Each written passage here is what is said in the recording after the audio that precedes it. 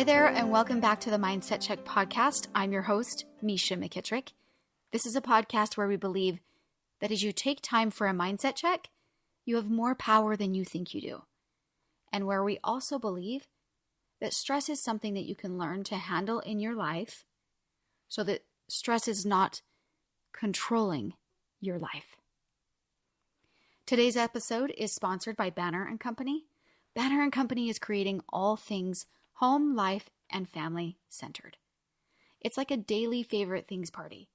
Banner & Company is sharing the best products at the best prices and helping you plan ahead for events and holidays so that you can be on top of your game. You can follow Banner & Company on Instagram at Banner & Co Favorites. That's BANNERANCOFAVORITES. I love this account because I know Lindsay only shares things she personally loves and thinks are high quality and worth the money. Every time I order something from this account, I'm so happy with the purchase, and it's true. I'm already on top of Easter with a fun new things up my sleeve based on the recommendations from Banner & Company. You can follow them today on Instagram at Banner & Co Favorites to find all the recommendations that will have you swooning over your decisions. Today, I'm super excited to share with you all about stress. Stress is something that can come in and take over our lives without us even realizing it, and it's important to kind of get out in front of that. If you're new here, in the first season of the podcast, what we're doing is reading through my journal that I kept when I was 15 and pregnant, and as I tackled a few really tough years. It's some sort of magical combination that when we read through the journal that I kept when I was a teen, it helps us break apart the mindset that all of us face every single day. And we can break it apart and really go through it together and figure out the different angles where we do have power. So if you're really interested in the story, feel free to go back to the first episode and listen chronologically all the way through. Or you can just join us for this episode on stress today. We love having you. This episode is really simple with the people that are in it. Jesse is the person that I'm married to at the time. Tanya and Derek are my brother and sister-in-law. That's Jesse's sister and brother-in-law. And we are currently living with them in their basement. Also, you'll hear me mention my sister, Shelly. And you probably know who that is, but just in case you don't, Shelly is my sister. Let's dive in. October 17th, 1994.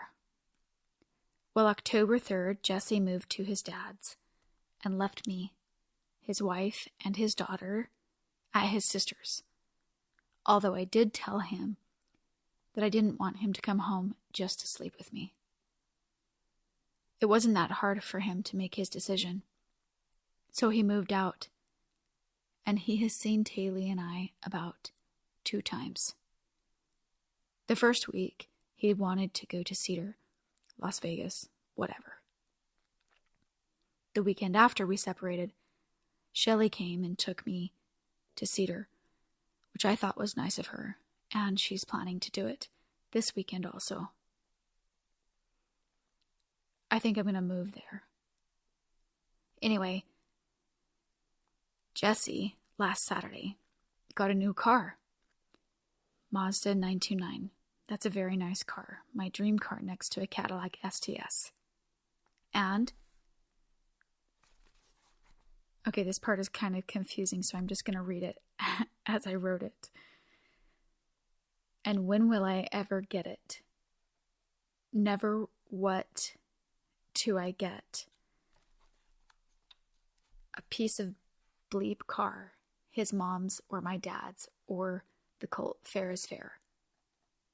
So he has a $400 car payment, $200 on the Lincoln that he traded in for $4,000. The Mazda was $17,000, $400 at least to consumer credit, plus monthly expenses and child support. How will he pay for it all? God knows. He went to Idaho for a month, I guess, with his job. Last night before he left, he came over And when Derek came home, he saw the car and said, "Jesse, come here." And then, "Hey man, you've got 2 weeks to get your wife and daughter out of my house and into an apartment. If you can afford that, the car, you should be able to put them somewhere and take care of them." Not being mad at me, but upset with Jesse. That he's always had everything he needed from his mom, just spoiled. Jesse came downstairs and said, "Misha, I guess you're going to have to move to your mom's sooner than you thought." I wanted to wait until this school block was over. Anyway, Jesse got mad and left. Derek and Tanya fought. And then Derek came down here and explained to me, and I asked him that if my dad would give him some money, could I live here until the block was over? And he said he wasn't worried about the money, and yes. In Cedar, Sandy, Jesse's mom's friend, is house sitting for like a year. This house has 3 bedrooms, 3 baths. She's offered Taylor and I 2 bedrooms and 1 bath. So we will check it out this weekend and see if everything's cool. I'll be glad to get out of this mess. But I will miss my school so much. I love it and the people. P.S. Millie, with 7-month-old Dallin, is pregnant again.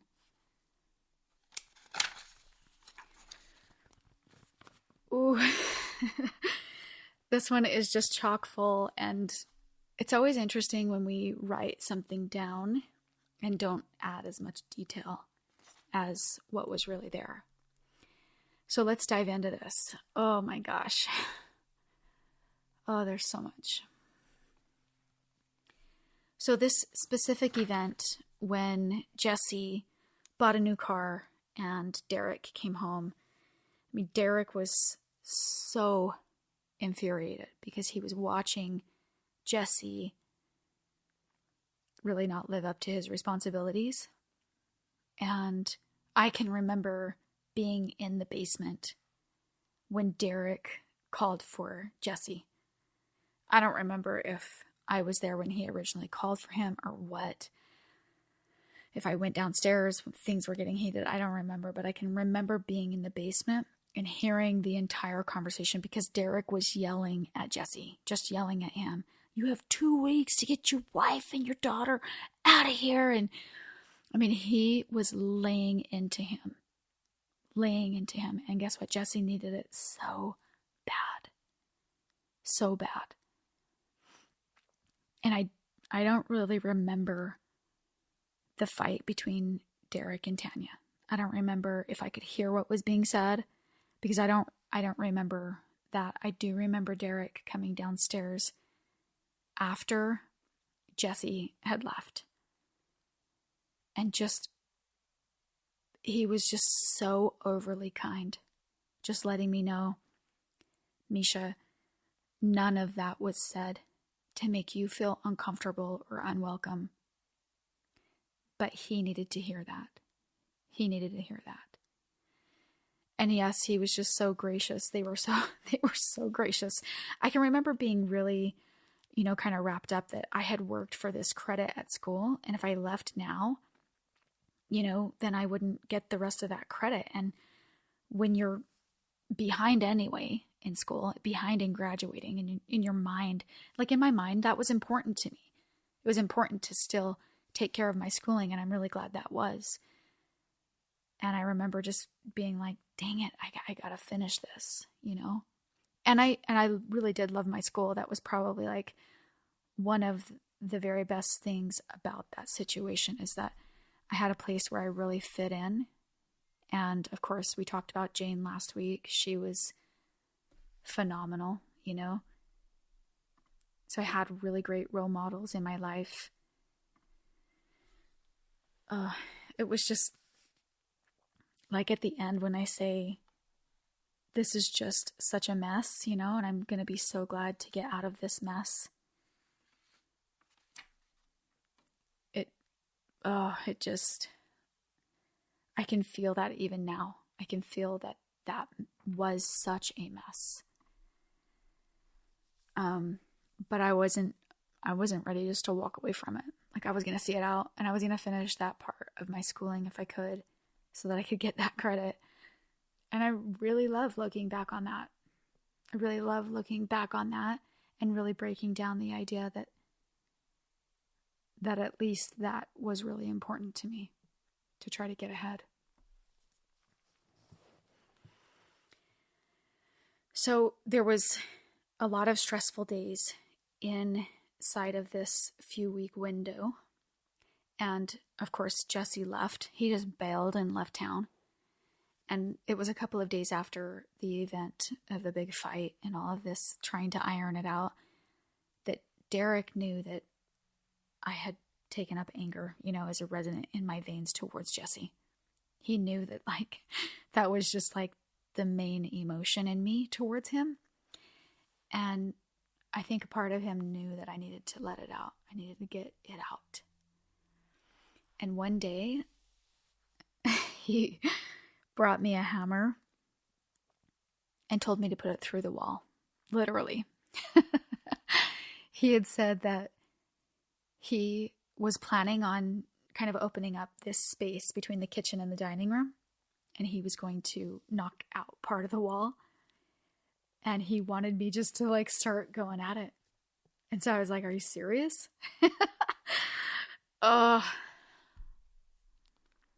He watched as Jesse brought me those 24 roses for our anniversary, and then separated and left and went to his dad's house, just left. And then he was there when this event happened, and he got so mad at him, and he laid into him. And what did Jesse do? Come downstairs and tell me, oh, it looks like you got to go to your mom's sooner than you thought. He could feel it. So he gives me this hammer and tells me that his plan was to open up the wall anyway. And sure, maybe these circumstances accelerated that plan.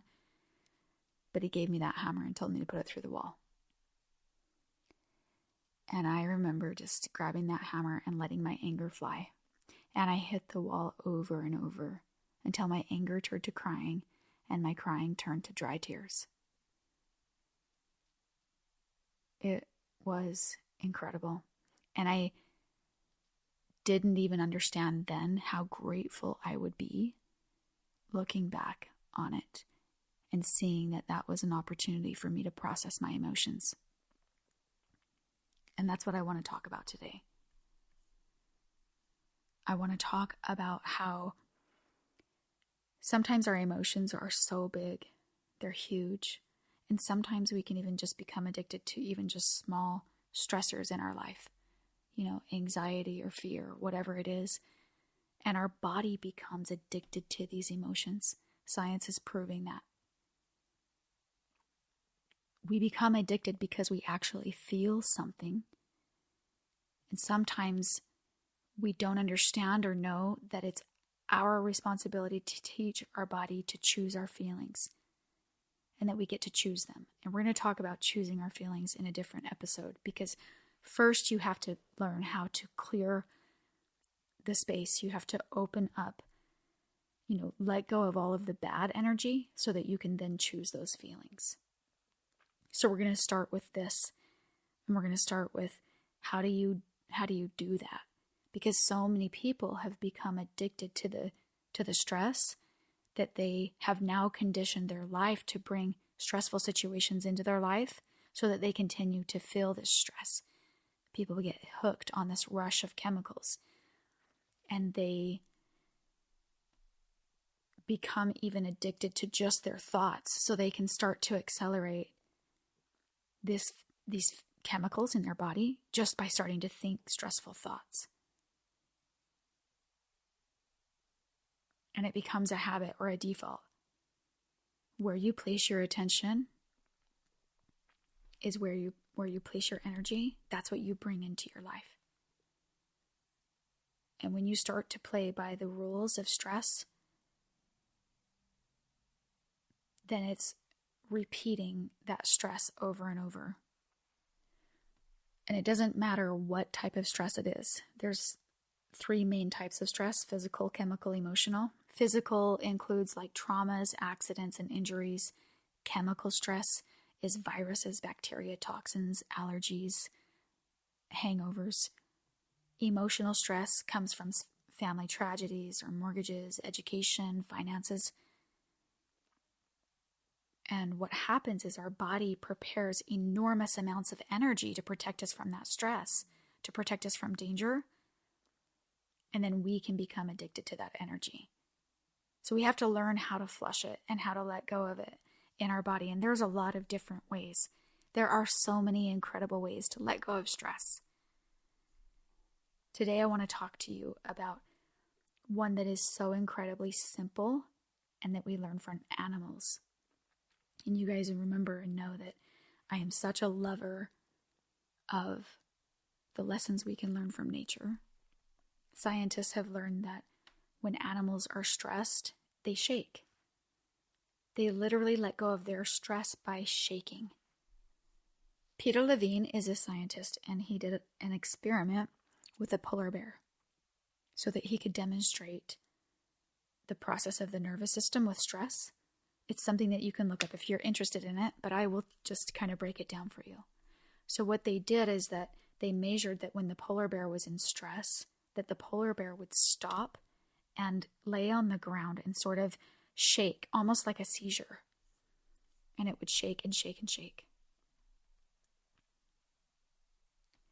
And it would cause the nervous system to calm down. In other words, it's really letting go of those feelings. So when they're experiencing those high levels of stress, they just let it go. And after their shaking session, their heart rate returns to normal and they're able to go back to their normal functions. So the polar bear gets back up and starts walking around and goes back to fishing and gathering berries.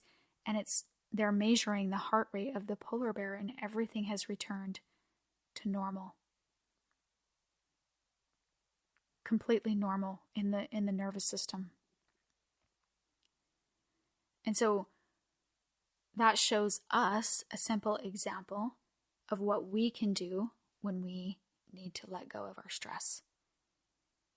Humans can do it by shaking, literally standing up and shaking. And this is so cool. And I have a little printable of the 3 main things that we're going to talk about with dealing with stress today that I will put a link to in the show notes below so that you can kind of remember these steps, okay? Because it's very simple.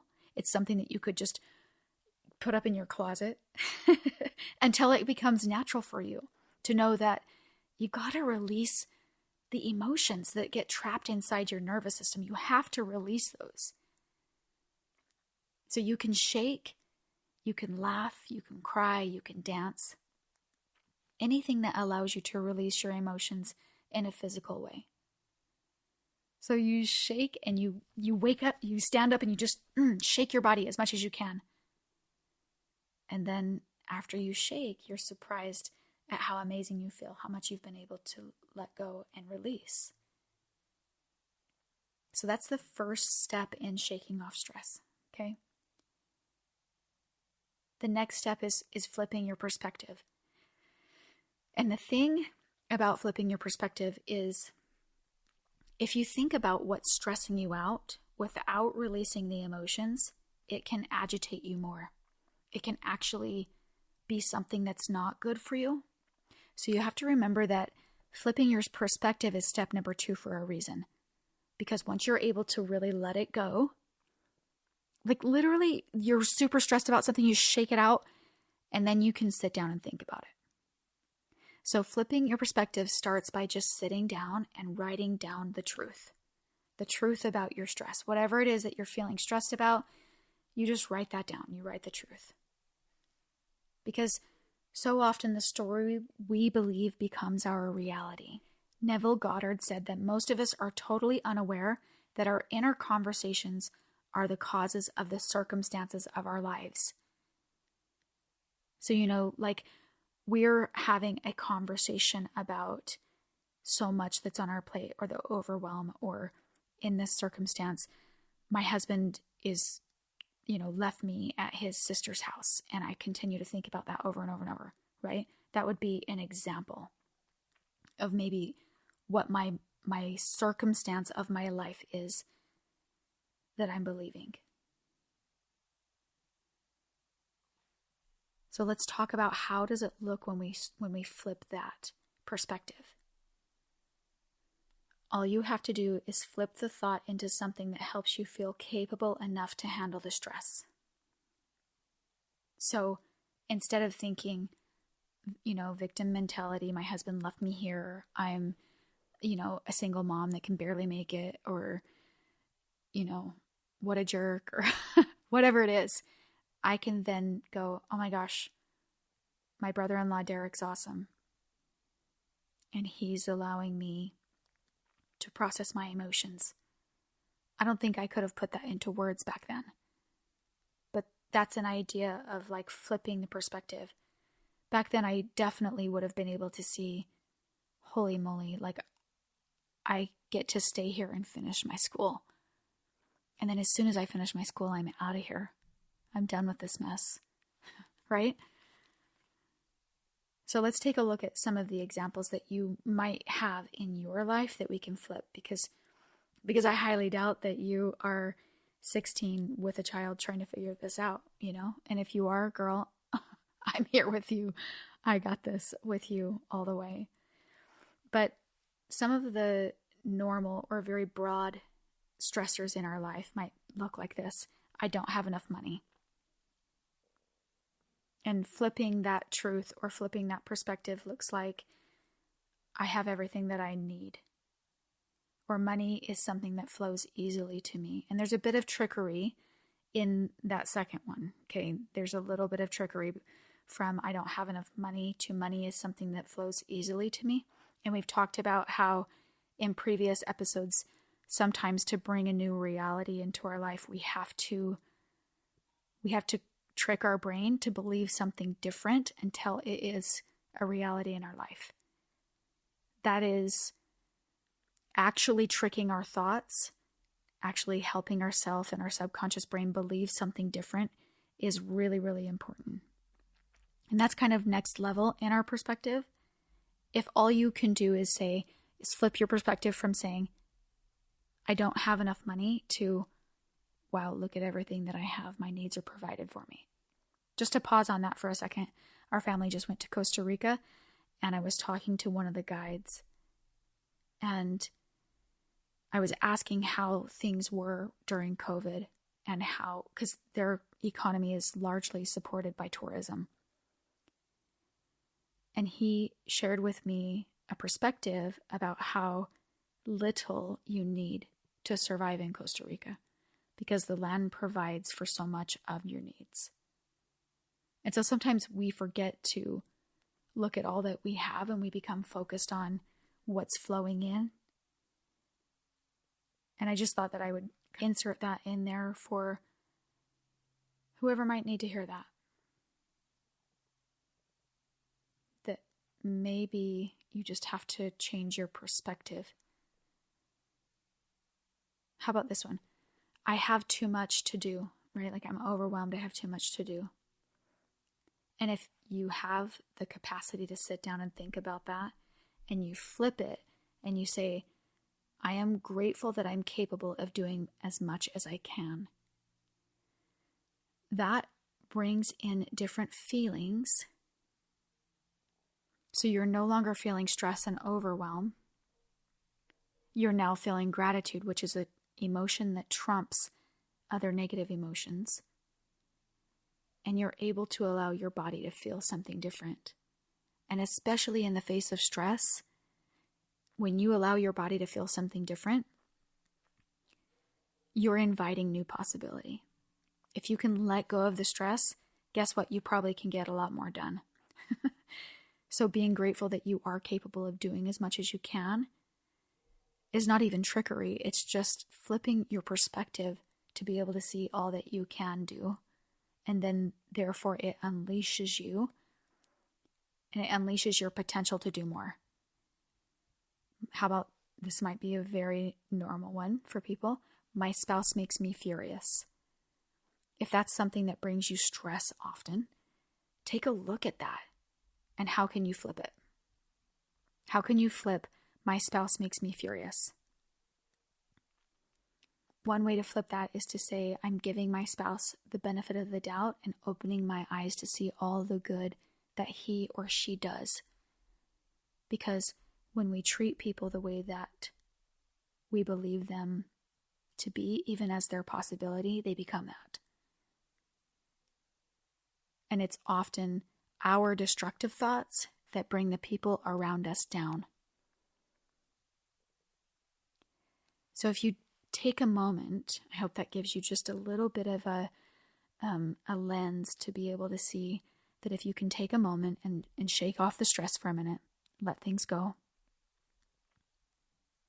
then you can sit down and you can actually dissect the thoughts. And you don't always have to dissect the thoughts, okay? Because sometimes you just are feeling stress momentarily and you just need to shake it off. But when there's something that keeps coming up for you over and over, there's work to do. When there's something that comes up that continues to stress you out, you need to change your perspective.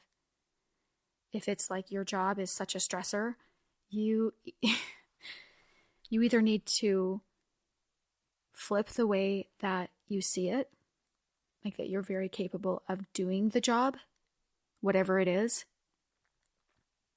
Flip it to a perspective that's healthy for you, or maybe find a new job. I hate to say it, but it's not worth, that type of stress is just not worth your life. And I know that it might seem easy to say, I'm just beginning your road of walking it through with you. And so ultimately, shake it off and take a look at the stress if it's something that comes up over and over for you, and figure out how you can flip it. And then the third actionable item that I have is something that is called passion flower extract.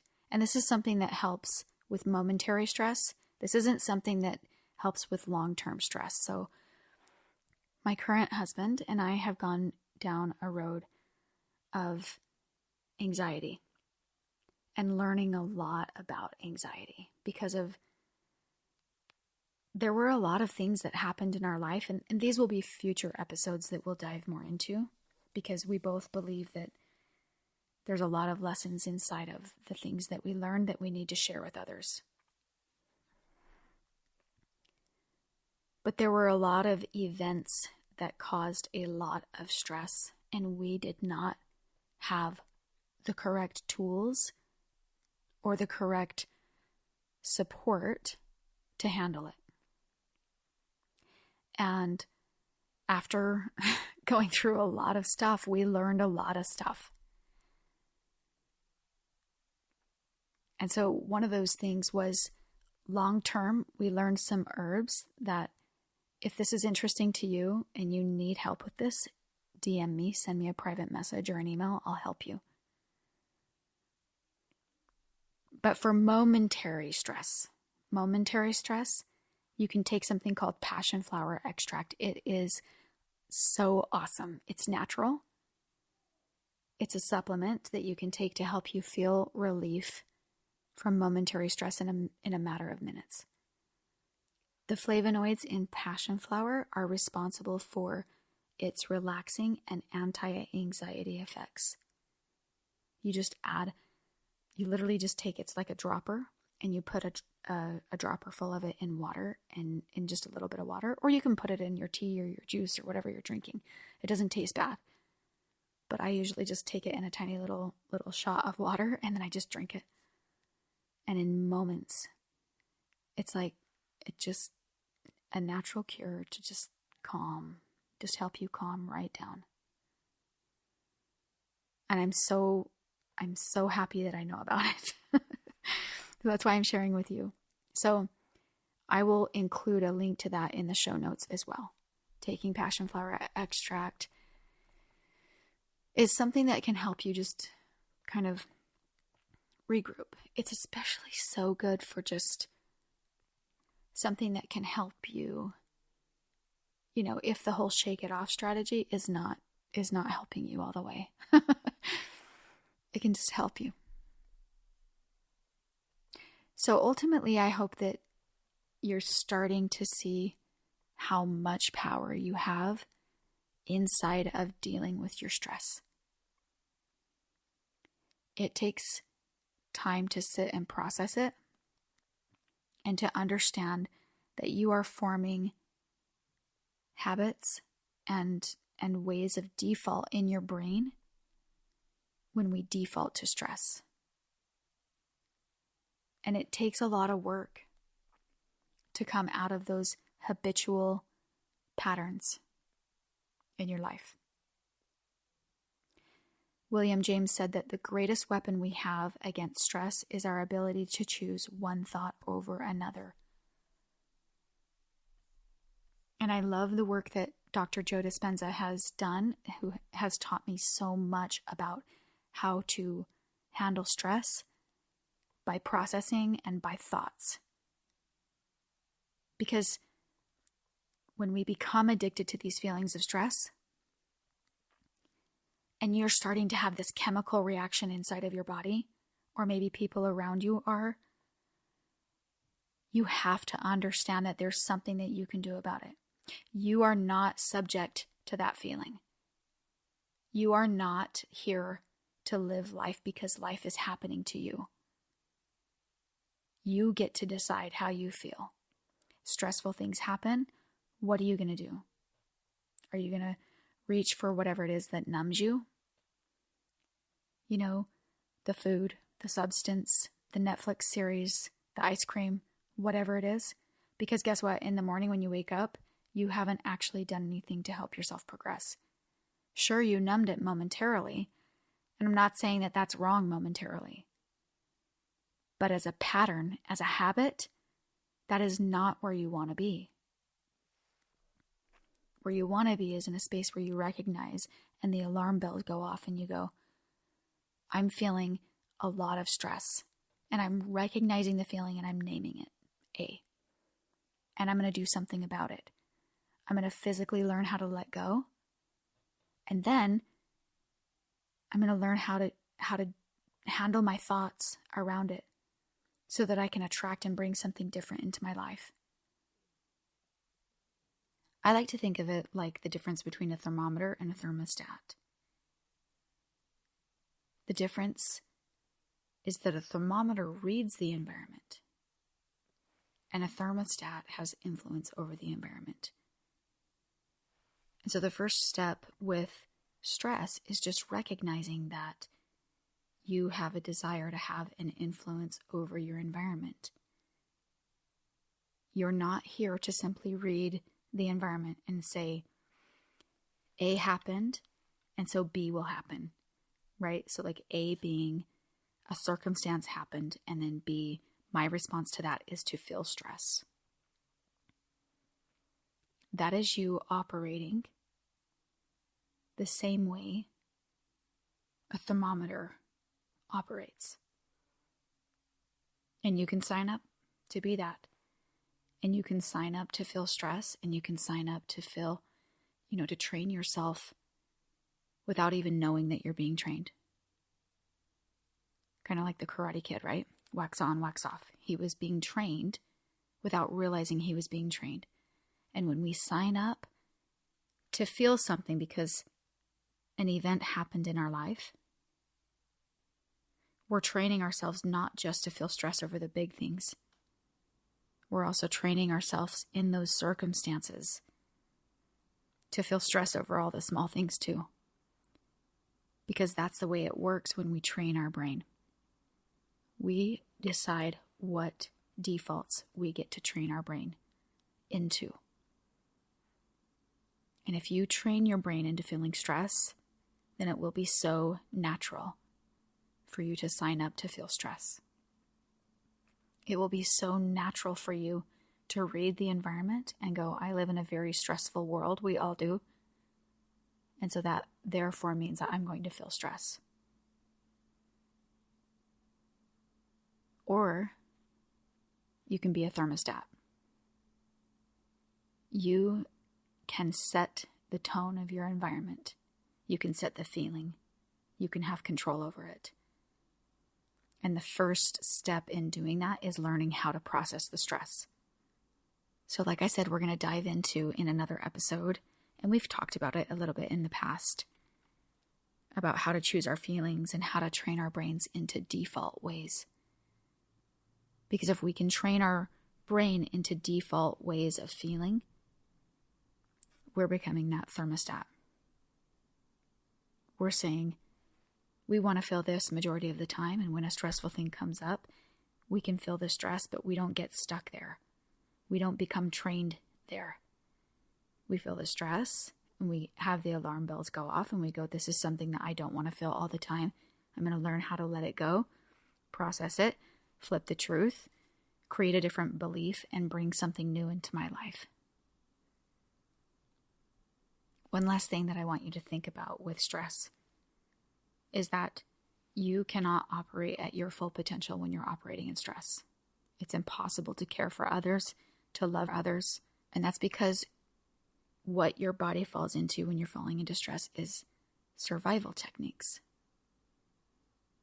And you are trying to avoid being killed, right? Your body is responding like a tiger is running after you and attacking you, and that's what you're feeling inside of your body when you stress. But you might not even be moving your body at all when you're feeling that. You might be driving your car. You might be sitting in your living room, and then your body gets confused and doesn't know when it can relax. And so learning how to deal with your stress is so incredibly important. Because once you do that, you can start to care for yourself. Your body understands, okay, this really is a stressful situation, and it can respond with all of the emotions that it needs to protect you in the moment that you're feeling it. But your body also knows and understands when you can relax and when you can be in tune for caring for and loving others and just managing your own life and your own emotions. So again, just let this be the awareness that you don't want to become addicted to the hormones of stress. We're just taking that little walk. And we're signing up right now to start recognizing and to let the alarm bells go off and to say, ding, ding, ding, this is something that we talked about that I don't want to feel. And I'm going to do what I know to do.